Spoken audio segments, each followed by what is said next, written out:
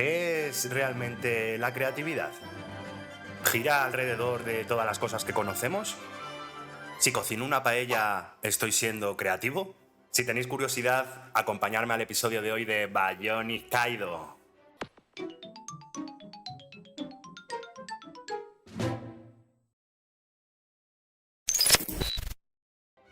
¿Y qué es la creatividad?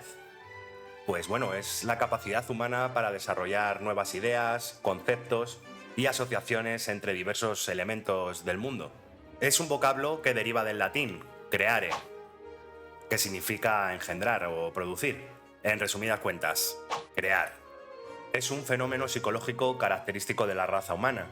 Siempre ha estado bastante interesado por filósofos y científicos a lo largo de todas las épocas.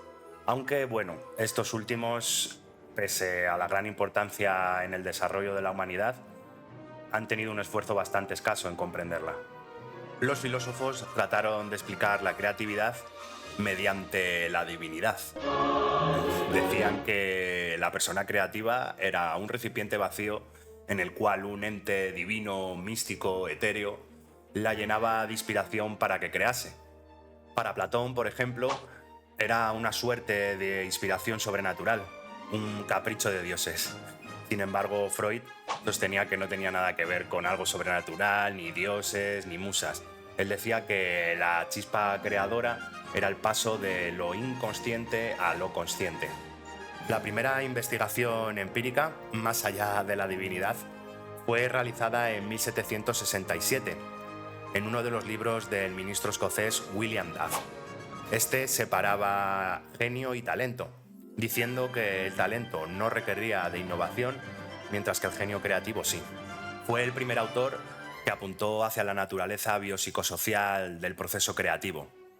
Y bueno, uno de los primeros en desmitificar la creatividad y acercarla a un tratamiento empírico.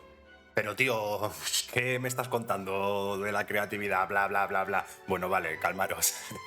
Vamos a traerlo un poco más a la tierra y entenderlo de una manera más palpable, ¿vale? La creatividad realmente tendría tres características principales. Ahora sí viene lo chido. La primera sería la fluidez, en la cual se ven varias soluciones a un problema. Luego iría la originalidad, que sería la capacidad de crear ideas innovadoras ante esta problemática.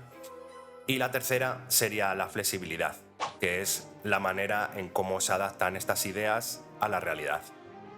Pero aparte de estas tres características principales de la creatividad, existen 5 tipos de creatividad. Pero bueno, para entenderlo un poco mejor, tenemos otra vez que volver a la filosofía.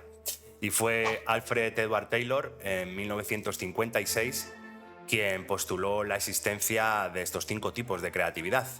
La primera, la expresiva, una de mis favoritas, la productiva, la innovadora, la emergente y la inventiva. El primero de los niveles de creatividad es el expresivo, el cual corresponde al mundo de la espontaneidad y la improvisación. En este caso, la imaginación se manifiesta en la expresión del mundo interior, los sentimientos y las emociones. Está asociada a todas las formas en las que se puede manifestar y comunicar un mensaje o una vivencia. La creatividad expresiva responde a la necesidad humana de autoidentificación y de comunicación con el entorno. Se podría decir que es la forma más genuina y directa de creatividad. Se visualiza en expresiones como los dibujos de los niños, la escritura desprevenida de un verso, el baile en contextos ajenos al espectáculo, el canto espontáneo. En resumidas cuentas, para mí sería la auténtica expresión del alma. El siguiente tipo de creatividad sería la creatividad productiva. El productivo es otro de los niveles de creatividad. En este caso, pues ya no hay espontaneidad ni improvisación, sino que se aplican estrategias y técnicas aprendidas en forma previa, con el objetivo de obtener un producto o un desarrollo concretos. Estos deben de tener una función en el mundo real, claro. En este caso prima el sentido práctico. La creación se lleva a cabo con el fin de solucionar algún problema, mejorar un objeto o procedimiento o satisfacer alguna necesidad. El propósito es generar algo que sea útil para los demás. Los diseñadores, arquitectos o desarrolladores de productos emplean este nivel de creatividad. Siguiente sería la creatividad inventiva. Corresponde a la generación de inventos o descubrimientos que están basados en una nueva manera de ver la realidad, o en el establecimiento de nuevas relaciones entre los elementos ya existentes. En este caso, se superan las premisas lógicas que están vigentes y se produce algo totalmente nuevo. Los productos de este tipo de creatividad se basan en ver algo que los demás miraban, pero de lo cual no se percataban. O de ver lo mismo que todos, pero encontrar relaciones que no se habían detectado. El penúltimo tipo de creatividad sería la creatividad innovadora. Esta tiene similitudes con otros niveles de creatividad, pero características diferenciales. En este caso, se emplea la imaginación para encontrar métodos o estrategias que ayuden a lograr la aceptación social de nuevas maneras de percibir o utilizar las cosas o los conceptos. Este nivel de creatividad se basa en la intuición y la empatía. El ejemplo más típico está en la moda. Quienes se dedican a esa actividad hacen modificaciones, a veces muy osadas, al vestuario clásico. Tienen una capacidad especial para detectar hacia dónde se dirigen los gustos de los consumidores, o la habilidad para lograr que acepten modificaciones frente a lo habitual.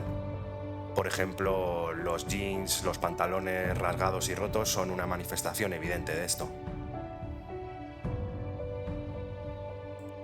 Y por último, y no menos importante, ya que quizá es el más importante de todos ellos, es la creatividad emergente.